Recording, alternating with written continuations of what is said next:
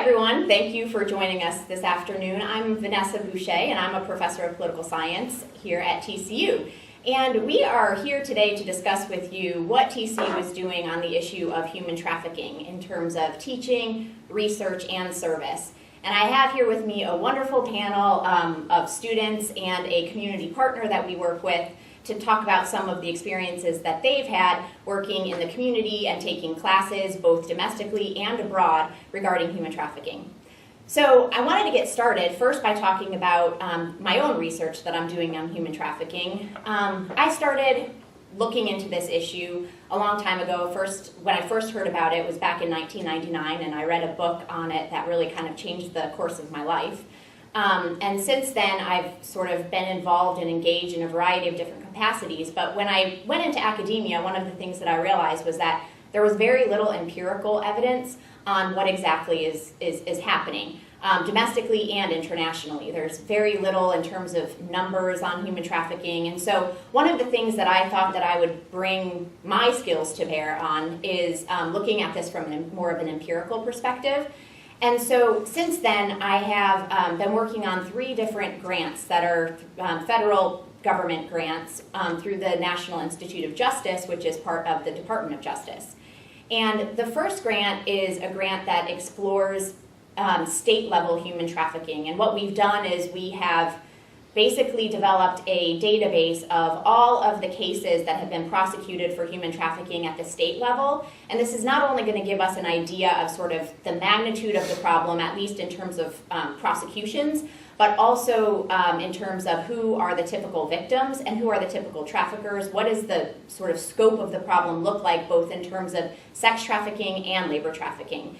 Also, as part of that grant, we are looking at the evidence that's being brought to bear in prosecuting state human trafficking cases. There's been sort of a general assumption that that one is not going to be successful prosecuting these cases without obtaining a victim's testimony, and there's a variety of reasons why it's very difficult to get victims to testify in these cases. And so we're hoping that we can find that prosecutors are bringing other types of evidence to bear to prosecute these cases so that we can help investigators know what they have to go after and then help prosecutors know what they need to be able to successfully prosecute these cases. The other part of that grant is looking at what the American public knows about human trafficking in general. We really don't know what they know. We don't know what their perceptions are. We don't know what they think about prostitution versus prostituted women. We don't know what they think about what the demand is. We don't know what they know about, say, the role of consumerism in labor trafficking. And all of the different ways that we all, as consumers, contribute to that. So we're doing a public opinion survey of a nationally representative sample of 2,000 Americans, and we are figuring out what Americans do know and how we can change their attitudes, beliefs, and behaviors when they are not in line with what the truth is and what the reality is. And so part of that is embedding experiments within this survey in order to sort of determine how we can change attitudes, beliefs, and behaviors when we know what they are. So that's the first federal grant that I'm working on. The second one is a grant that is actually through the United States Agency for International Development. And in that grant, we are doing a similar survey experiment as we're doing in the United States, except we're doing it in Albania and Moldova. And so there, again, we are looking at what do Albanians and Moldovans know, what are their attitudes, beliefs, and behaviors, and how can we get them to change by inserting these experiments. Albania and Moldova are 2 countries that the USAID has invested significant CTIP resources, and that stands for Counter Trafficking in Persons Resources. And so part of our grant is basically to let USAID know if their resources are having an impact on the public in Albania and Moldova. And then the third grant that I'm working on is with a co-principal investigator who's another professor here at TCU named Michael Bachman, and he's a professor in the Criminal Justice Department. And that grant is engaging in an examination of the role of organized crime in human trafficking in the United States. And so where on the first grant we're exploring prosecutions that have taken place at the state level. In the second grant, we're actually exploring prosecutions at the federal level, and what we're looking at is, in that grant, when our prosecutors, when organized crime is involved, prosecuting under, say, racketeering statutes rather than trafficking in person statutes, because we may be misrepresenting the scope of the problem or underestimating the problem if we're only looking at prosecutions under human trafficking. The federal trafficking law was passed in the year 2000, and obviously our racketeering laws have been around for much, much longer. And so prosecutors are much more familiar with those laws, and they are familiar with having success with those laws.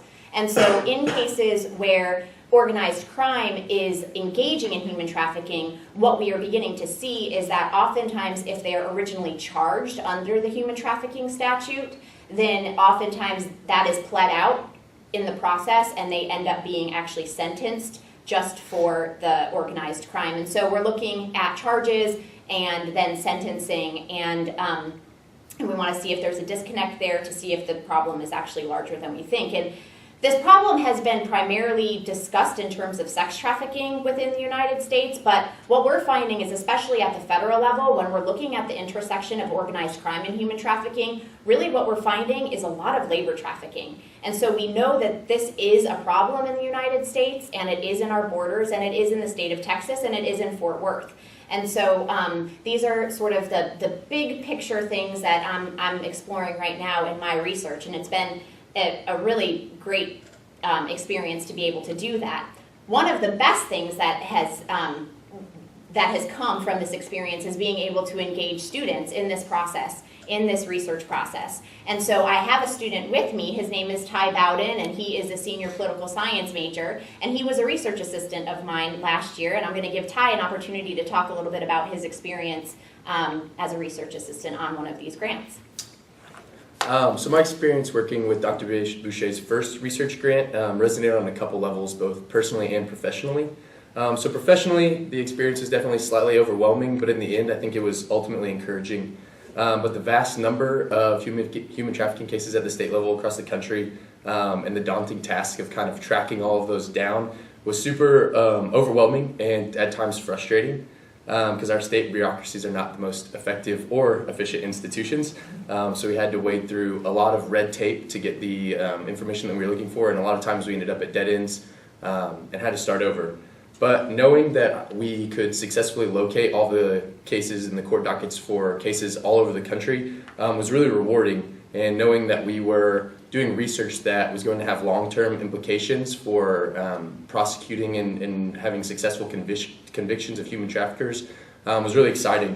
So overall, when I got to see the research moving along, and like Dr. Bouché said, I worked for about a year, so we really got to see the research grant move down the road, and so that was really encouraging and rewarding, and knowing that at some point this research is going to pay off, and there's going to be higher convictions for human trafficking because of what we were doing. Personally, though, the experience was a little bit less positive, just because I had to sift through hours and hours of reading news stories about human trafficking, about some of the just most atrocious things that human beings can do to each other. And I had to do that a lot to find exactly where these cases took place and where I should look to obtain the court records. And so looking through that, it was pretty depressing.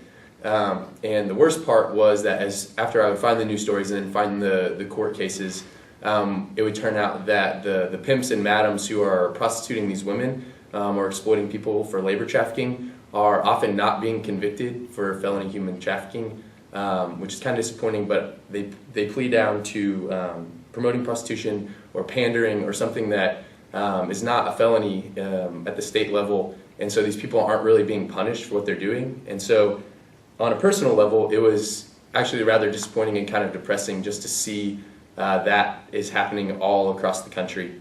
But I guess the only good thing that came out of it on a personal level is that seeing how ineffective our justice system can be at times really motivated me to continue to fight this issue across the country, but especially here in Fort Worth. Thanks, Ty. Yeah, Ty did an amazing job. And one of the great things about my department in political science is that we are very heavily focused on undergraduate education. We don't have a graduate program. And so most people that are working on large research grants would say, well, that's a liability. Who are your research assistants? Who do you have working for you? And I always say, I will put some of the best TCU students up against grad students any day. And he definitely rose to the occasion on that. So I'm very, very thankful for the work that he did. The other great thing about working at TCU is their commitment to the teacher-scholar model. And I would say in working on this issue of human trafficking, I have seen that play out in a variety of different ways. And one of the ways is having the opportunity to develop an upper division human trafficking class through the political science department. And as a very large portion of that class, we developed a service learning partnership with an amazing organization in Fort Worth called the Net, who works on human trafficking issues at the Net. And we have the privilege of having the director of the Net, Melissa Ice, with us here today to talk about the partnership that we developed with my class and my students with the Net and what the different service learning projects were that we were able to establish and see through. So Melissa, do you want to talk a little bit about that? Yes. So as Vanessa said, I feel like I have a similar story in regards to just learning about the issue of human trafficking, and it's sort of being a multifaceted, systemic issue, and how it really does affect the entire community and not just a small group of sad women who have experienced, or girls who have experienced something that's really horrific and something you only hear about in the movies or on the news. And so as I was working with people in poverty through my organization that I founded, we just continually, because we work with people in poverty and people who are at risk, we're coming across women and girls who were being criminalized for prostitution, but from further investigating their stories, realizing that there was trafficking on some level that entered into their story at some point. And so because of that, we created a leg under my outreach, specifically geared towards women and girls who are being sexually exploited. And we just use that terminology because trafficking, as we know, can be sort of perceived in one certain way. If you watch the movie Taken, you think it is only in Albania. You think of it in regards to people being kidnapped and forced to do something, as opposed to the other facets of it, which are fraud and coercion, people being falsely promised things, a lot in labor trafficking, and coerced, being threatened, humiliated, and things like that. So because of that, and because we were coming across it, we wanted to spend part of our time and resources helping these women because we work with people who are marginalized and in poverty already. And so what we decided to do after engaging women for some time, realizing that we were only hitting sort of one facet of the whole problem, and knowing a little bit more about the TVPA and just how the government is addressing the issue holistically with prevention, protection, and prosecution, we decided we wanted to emulate that and try to do that exact same thing. And so originally that started out with just the protection piece, which was we were invited to be a part of the RISE program. And RISE is Tarrant County's prostitution probation program, and we work with women who are incarcerated or facing felony prostitution charges, and it's basically just a way to rehabilitate them, but through the court system. So they're still a part of the regular probation, but at the same time they're experiencing treatment clinically. We partner with MHMR, we partner with Salvation Army, so they're getting housing, they're getting case management, they're getting medication that they've been needing, and then the Net provides the advocacy piece of that. So what we do is we spend time with the women, we provide mentors for them, we create recreational opportunities for them, so we do everything from have chili cook-offs to yoga, to all kinds of fun things, so that they too can be introduced to other forms of recreation that are fun and positive and healthy and not illegal. But something that since we've been doing that, something that we found was that it's sort of hard and, to be honest, a little sad just to work with women who have experienced 2 to 3 decades of being tossed around the system, everything from their initial childhood sexual abuse to being in foster homes to being in prostitution, in and out of jail, and not being able to do anything on the front end. And so something that we were always really passionate about was the prevention piece, being able to enter into girls' lives here in Fort Worth, girls and boys, to just let them know some of the dangers of human trafficking and how it looks a little different. It looks like prostitution, which we think we already know what that demographic needs based on movies and media if you're that age, if you're the teenage demographic. But what we wanted to do is sort of pull back the veil and let them know the realities and the dangers that are behind it. So through mutual friends, when Vanessa, Dr. Bouché invited us to be a part of what they were doing with their human trafficking class, which was they had service learning areas, and one of those they wanted to be was to teach a prevention curriculum at a local high school that sort of had those students, the students who were maybe slightly more at risk than at other schools. And so we definitely jumped on that opportunity because it was something that we already wanted to do. When you're in the field of just working with women who are 30, 40, facing felony charges, it really is a breath of fresh air to be able to talk to students and to let them know what that future really does hold and the realities and the dangers behind it. And that partnership was really amazing because through Vanessa, I was able to be introduced to the Frederick Douglass Family Initiative. And they are just a phenomenal abolitionist organization. It was founded by Kenneth B. Morris, and he is actually a descendant, the great-great-grandson of not only Frederick Douglass, but also Booker T. Washington. So two great American heroes who have made a lot of headway in regards to slavery and being abolitionists that we still know today. And so through that, we were able to use their curriculum. It's called 100 Days to Freedom. And it's something that they're trying to get passed in New York. So in NYISD, they're able to teach it in some of the public schools. And we were going to be one of the few schools in Texas, actually one of two schools in the state of Texas that would be able to teach that same curriculum. And so we were able to have some of Vanessa's students from the human trafficking class come and partner with us in teaching those students that. And I think the most beautiful thing about that, not only is one, we've continued that relationship. So right now, this morning, in fact, we're in our third semester of teaching that same curriculum to our third crop of students, and it's a 12-week class. So they're not just hearing little bits and pieces, but they're actually getting a full scope of what trafficking is. But what was really beautiful is that at the end of the class, Kenneth, the founder, super busy guy, he takes the time to Skype in with the students and just to thank them for taking the time to learn about such an important issue. And it was really neat just to see the principal tearing up and just all the students being feeling so honored that they got to be a part of a movement, really. And that's what we're trying to create with prevention, is not just telling students, we're not just saying stranger danger, but really to create a movement of our future abolitionists. And our last piece that I get to be a part of is prosecution, and that's the demand side of the issue. Because if we're not affecting the buyers, then we're really not addressing the issue as a whole. And so I partner with Children at Risk, and they're an organization based out of Dallas, really well-renowned for their work with children who are at risk. And we get to partner. We make up the Demand Abolition Coalition of Dallas-Fort Worth, so our region. And we're part of a network called the CEASE Network, which is Cities Ending Against Sexual Exploitation. Sorry, I should have thought through that before I said that. It's a new network. We actually got word from Boston last week, the name of that network, so we're all learning it. So we're a part of that network, and really what's beautiful about it is that we are one of the cities that were accepted to receive a grant to just start paving the way in dealing with the issues that involve the demand side of the issue.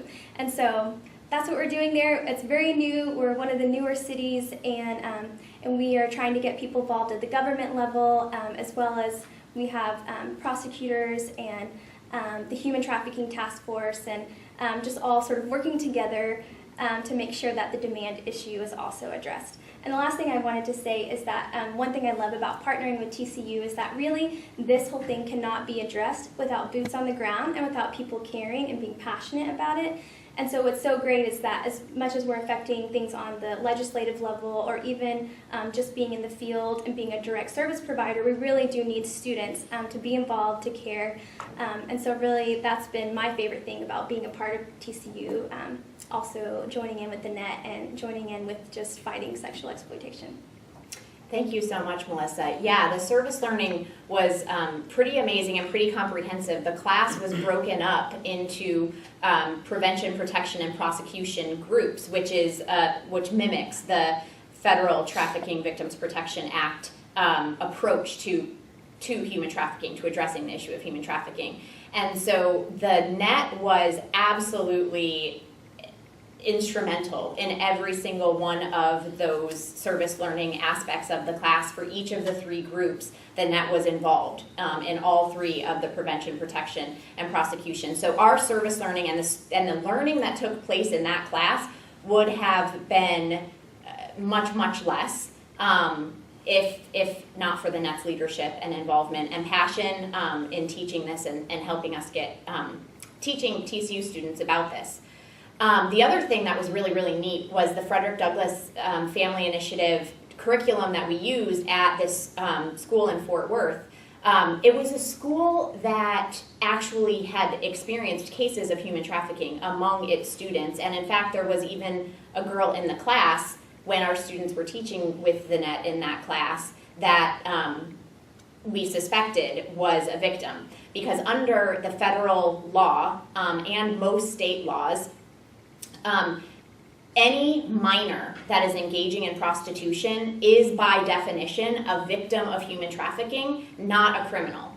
Unfortunately, our criminal justice system has not caught up with that yet, so oftentimes they are arrested and put in juvenile detention facilities. But by definition, under the law, they are victims of human trafficking. And so these are high school students that we were dealing with at this high school, and one of the girls we know to have been engaging in prostitution and indeed had a pimp. And so it was really affecting real people on the ground that are truly the at-risk population. And so I can honestly say that the students, through the service learning opportunity and the NET's leadership, really did make an amazing difference. The other thing that they did was some research. So they had, service learning on one hand, and then they had to perform some research on their service learning on the other hand.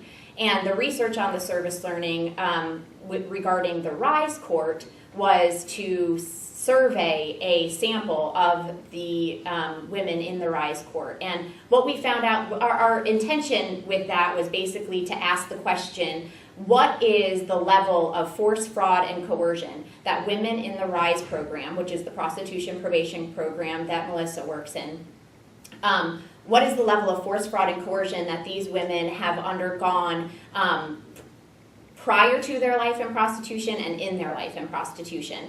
And what's important to note is that most of these women were in prostitution before they were adults, right? So they started as minors, which means they started as victims. And now they're criminals. And that's another contradiction within the law that we, as an abolitionist community, are questioning and starting to address in sort of critical ways, or at least think about in critical ways. But what we found among the women that we surveyed was that the level of force, fraud, and coercion was very, very high. Upwards of 80% of them, it was 80+% of them, I think 82%, had experienced some level of sexual violence in their family, some level of sexual abuse within their immediate family when they were growing up. We also asked them about the abuse that they've endured on the part of customers or Johns that have bought sex from them, and that was, almost 100% of them have experienced some level of violence in that regard. So we're dealing with real people and real things that people do to other people, and it's horrific. And the students, through their service learning, got to see that. Haley was not only a student in the human trafficking class, but she also has been a volunteer with the NET, working in the purchased program. And so, Haley, you can talk a little bit about your experience doing service learning with the RISE court, and then also working with the NET as a volunteer. Yeah, so my experience started actually with the human trafficking class, with kind of being introduced to what the NET is doing, and I was part of the group of students that was able to go to the dockets with the RISE court and just see what that looks like and what the RISE program is doing. And we were able to watch women meet and go up to Judge Carr, who started the RISE program, and just talk to him like a father figure. It was really special and really cool to be a part of. Watching their experience and being excited to share with him what they're dreaming of doing, the goals that they have accomplished, and him treating them like they've never been treated before, loving them and making them feel wanted, and just encouraging them to accomplish their goals, and that they have been so far along in the process and they can keep going. So that was a really special part to be a part of within the class, and just really just put a face to what the issue we were talking about in class, because you can read as many articles and research as you want, but actually being there and seeing the women and meeting them and seeing what's being done just made more of an impact on me and my peers, and also just noticing that it's 10 minutes away from where I go to school. And that was really eye-opening and made me want to be involved while I'm at TCU. It's not something that I have to go abroad to be involved in or graduate to be involved in, but I can do it right now as an undergraduate student. And so I started kind of wanting to be involved in Purchase after that. And currently I am just getting started being a jail advocate. And so what that looks like is kind of just, it's the intervention part of what Purchased is doing in Fort Worth, going to the jails in Fort Worth twice a month or more to just talk and love on girls and women who have been charged for prostitution and are in the jail for prostitution, and just to hear what they have to say and just to make them feel loved. They don't have a lot of visitors, just to let them know that they're cared for. So it's kind of been, I've been once before, and it was a really incredible experience, and just I feel like I learned so much more about the people who are involved in the issue, but also about just the women and how they aren't very different from me. Most of them are not too much older than I am as a college student, and just how close to home it is, and that there's still so much to be done, and that college students like me can do that. And that's kind of what I realized through working with the NET and the human trafficking course, is that there's just a lot of opportunities for students to be involved, and that's kind of how I've been able to do that. Yeah, that's great. And Ty, who was, as you heard from him before, my research assistant, also was in the human trafficking class, part of the service learning, and as well as continues to be also a volunteer with the NET and was an intern with them all summer long. So why don't you talk a little bit about your service learning and internship experience with the NET? Yeah, so when I was in the human trafficking class, I got to do the prosecution side of it, excuse me. And so I had the opportunity to tag along with some undercover Fort Worth police officers that partner with the NET. And so the most powerful thing that we did was essentially a prostitution sting. So one of the officers set up a fake prostitution ad on a popular website and had her at a motel just about 2 miles down the road from TCU. And so one night the group of us went up there and sat across the street at a coffee shop and watched as 4 or 5 different men pulled up into the parking lot of the motel across the street, believing that there was a woman in there that they were going to be able to purchase sex from. And so these men were from all walks of life, all ages, all socioeconomic statuses, all races. And it was really eye-opening to just see how close to home, like Haley was saying, and how there's not a specific guy who's doing this. It's everyone. And it was honestly kind of disgusting, because there were times when the police officer on his phone was telling the men that he was strung out on heroin, that he was in really bad health, and the men just really did not care. They were really, really set on treating this woman as an object that could satisfy them, just for them to purchase sex from. And so that was really when I got into being very passionate about the demand for human trafficking, because like they said earlier, as long as there's a demand, there will never be, it doesn't matter if every woman gets pulled off the streets tomorrow, 2 days later there's going to be more women out there, as long as there's the demand for commercial sex. And so through the NET, serving as an intern with them, we have created a men's demand council here in Fort Worth. So what we're doing is, with this demand council, we're actively fighting the demand for commercial sex in the city of Fort Worth. And kind of what this looks like is training men in this city on what the sex industry in Fort Worth looks like, how they contribute to it intentionally or not on a daily basis, then what they can do to fight against that. And so I know that this is not a short-term fix, or there's not, everyone up here knows there's not one thing that we can do that's going to end this, but through this demand council and by equipping the men in the city to know what they can do to fight against this, we're hoping to start this grassroots movement that kind of reaches out into every corner of Fort Worth and create a model for other cities to follow, where eventually there will be a culture that doesn't view things like pornography and strip clubs as harmless, but as something that actively contributes to the sex industry in the United States. And so hopefully with this demand council, as we go forward, we're going to really change the culture in Fort Worth and eventually in the demand for it. Thanks, Ty. As you can see, the students are doing amazing work on domestic human trafficking, not only in terms of helping with research and really initiating research that hasn't been done yet, but also volunteering in the community in a really engaging way, really touching real people's lives in real ways, and it's really, really exciting. And so we've been talking really about the partnerships and the service learning that took place in the human trafficking class here in Fort Worth on campus. One of the things that a colleague of mine and I did was we also designed a human trafficking class as a study abroad, and we chose to do that in India because we did not want the focus, again, to be solely on sex trafficking. We wanted it to make sure that we chose a location where there's every kind of trafficking that you can imagine going on, and India has a real problem. And so we chose India, and we took, this was our sort of inaugural year. We went the last 2 weeks of May 2014, and it was, the first time the trip had ever been taken, and so it was an experiment of sorts, but we engaged in a lot of service learning through that experience as well, and in the study abroad as well. And so we brought 7 students with us to India and partnered with a variety of different organizations. And one student I have with me here today is Luke Irwin, and he is a junior political science major. And I'm going to ask Luke to talk about the experience in India, some of the things that you saw and did, and how it made you feel. Okay.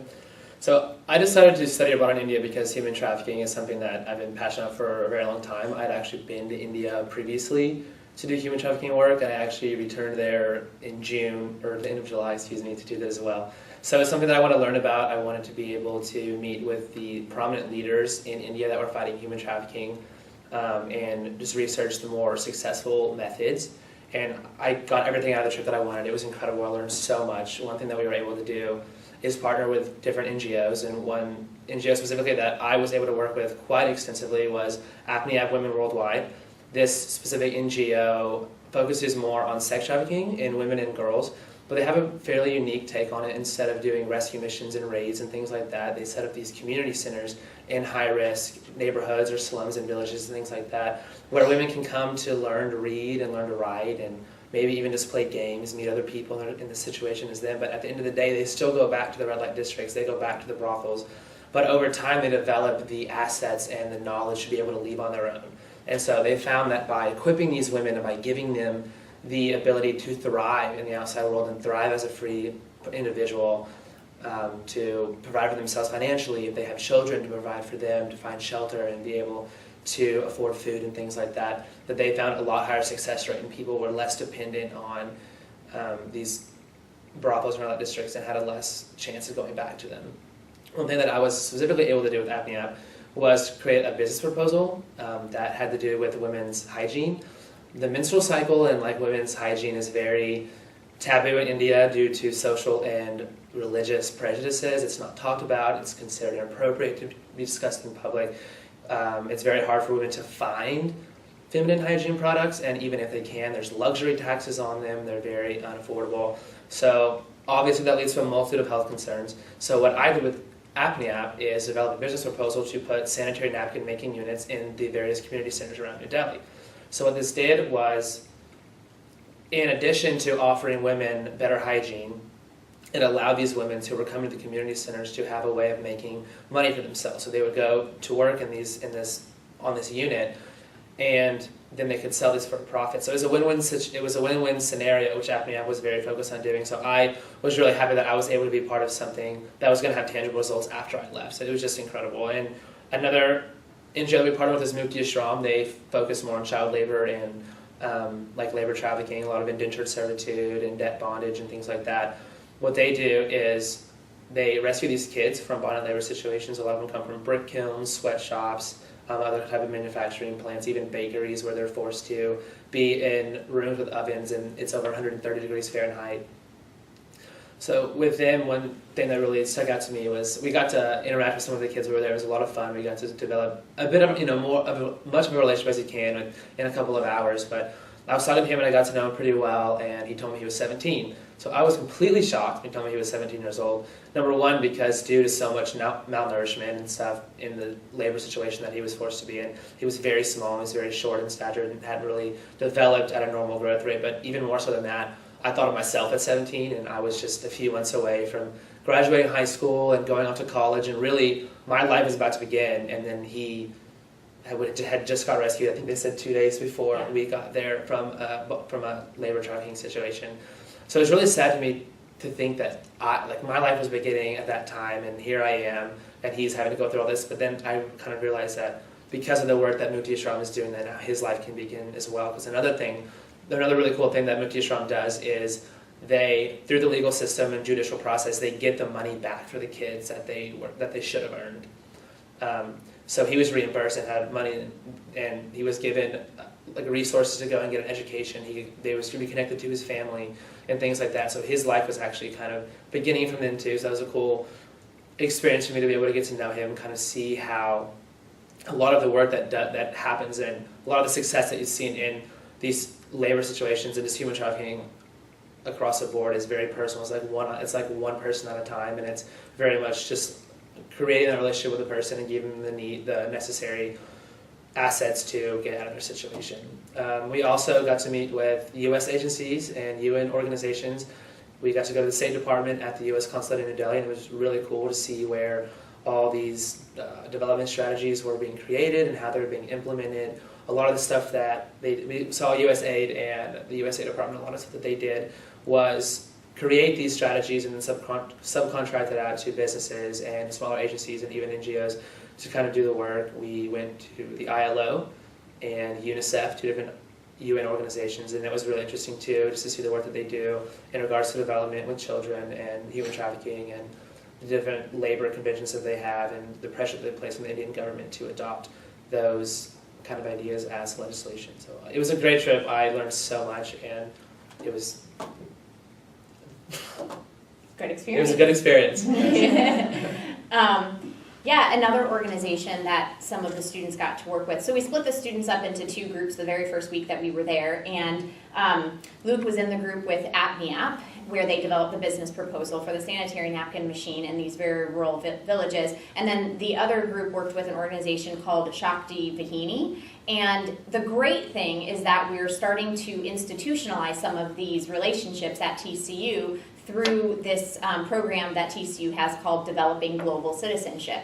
And one of the programs through Developing Global Citizenship is to bring international scholars and practitioners here to TCU, especially those from NGOs that TCU has had a relationship with before. And so I'm happy to report that Subir Roy, who is the program director of Shakti Vahini, who is an outstanding human being, is going to be coming here, and he's going to get the opportunity to engage with TCU students. He is so eager to have us go back, and they've got case files that they need help with. They've got all kinds of stuff going on. They have outreach on GB Road, which is an HIV/AIDS clinic. GB Road is sort of the brothel road in New Delhi, and they've got an HIV/AIDS outreach clinic there where they're working with women and educating them, and again, another safe place for women to go in the event that they want to. And so lots and lots of work for TCU to still continue to do in ways that we can partner with and work with Shakti Vahini, and I'm very, very excited about Subir Roy coming. The other way that TCU students are engaging beyond sort of, research and in the classroom is just by joining an abolitionist organization here on campus. And this organization is called Frogs for Freedom, and it was started last year officially. And the president of Frogs for Freedom this year is here with us. It's Courtney Cochran, and I'm going to have her talk a little bit about how they're engaging with the community in ways that are exciting for TCU. Right, so Frogs for Freedom officially started last year as an organization, and our mission is just to raise awareness for human trafficking and just the facts about it to TCU students on campus. And how this kind of got started was 2 years ago, another student and I heard about an event that happens at hundreds of college campuses around the country every year called Stand for Freedom. And this is done through the International Justice Mission, which is a national organization that works in human trafficking cases in multiple countries around the world. And they just challenge groups to get together, and on your college campus that year it was to stand for 27 hours straight in one location, just to make an impact on your campus and to just really stand out to students and get them more information about what is happening in human trafficking in our country and in our cities. And so it was a big effort to take on, but through personal connections we somehow made that happen. And I think what I got out of that event, it was just encouraging to know that what we were doing was actually useful to people, that people didn't know what was going on with human trafficking. Just having multiple people come up to me and say like, wait, like, does this like actually happen in Fort Worth? And like being able to say like, yes, it does, like in these different ways. And then just even having someone stop by, or he like yelled like, slavery like doesn't exist anymore, and then just having like a 10-minute conversation with him about like what like is going on. And then on the other side of that, just having so many students who came up to me and were really passionate about making this issue more important on campus to TCU was just so encouraging. And out of that we saw that there was interest in having an organization on campus, that there were enough students that were really excited about this and that cared about this. So that's kind of how our organization was started. And since we're fairly new, moving forward, some of the things that we are hoping to accomplish through our organization is to first raise awareness, as we've been trying to do, and then also to connect students to ways that they can be involved in organizations that are in fighting this issue on a day-to-day basis, talking to the NET about being involved in teaching their prevention classes, and then also being involved with Traffic 911, which is an organization in the DFW area that has a safe house for victims, and then also looking at doing fundraising opportunities to help support these organizations, and then just to continue to spread the word. Thank you so much, Courtney, and thank you to all of you guys for the incredible work that you're doing. And thank you so much for tuning in and being with us today to hear about the things that TCU is doing to combat human trafficking locally, statewide, nationwide, and globally. So if you are interested in learning more at all, I'd be happy to be in contact with you. I'd be happy to get you in contact with the NET or with anyone else on the panel.